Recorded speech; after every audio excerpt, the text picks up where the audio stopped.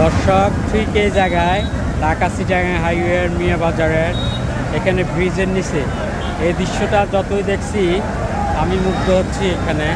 এখানে মাছগুলো কিন্তু অটোমেটিক্যালি লাফ দিয়ে এখানে জালের উপরে পড়তেছে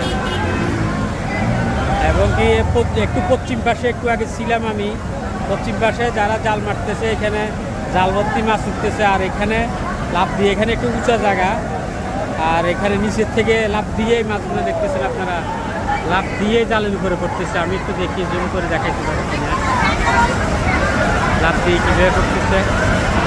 এই যে লাফ দিয়ে জালের উপরে পড়তেছে। আমি আর লাইফে এরকম দৃশ্য দেখি নাই, মানে এরকম সুন্দর দৃশ্য। বন্যা আসলে তাদের ক্ষতি করে ফেলছে গত 2-3 দিনে।